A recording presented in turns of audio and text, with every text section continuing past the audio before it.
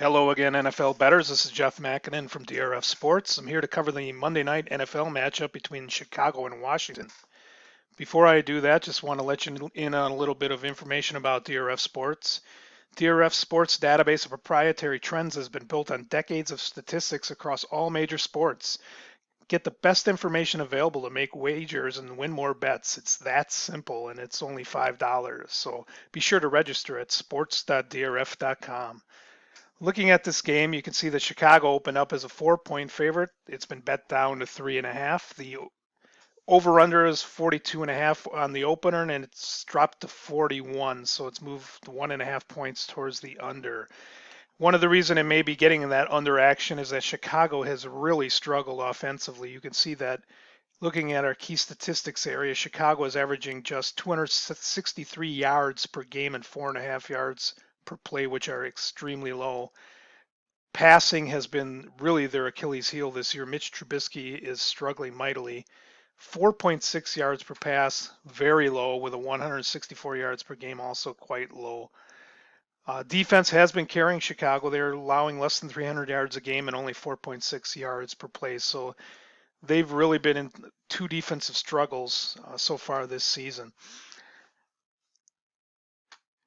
Looking at the rating system, both estimates do project Chicago to win and cover, 24-14 on score estimate number 1, 23-15 on score estimate number 2, and the power line says Chicago should be favored by 9. So there is quite a bit of line value here on Chicago.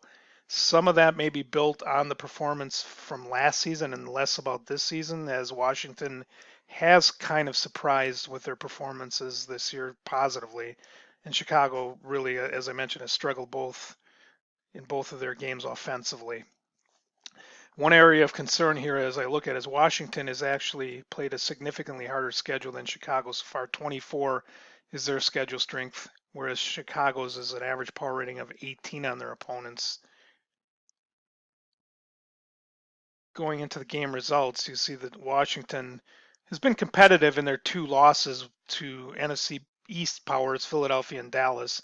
Chicago struggled offensively against Green Bay and Denver and was very fortunate to win that game against Denver. They got a timeout with 1 second left that enabled them to kick the game-winning field goal. So line value here is on Chicago, although I am a little concerned about the fact that they have not looked good offensively at all. They're going to have to turn around their play and resemble more of the 2018 Chicago Bears team as opposed to the current version. One last section to look at in the line movement section. Interestingly, 55% of the action is going on the underdog here, Washington. So not a lot of people buying into the Bears.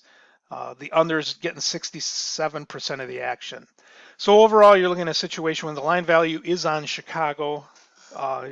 If you trust that, you're basically counting on them to go back to last year's form.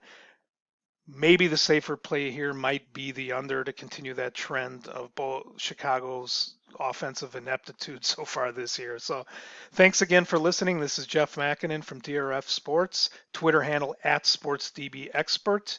Thanks again, and we will talk to you soon.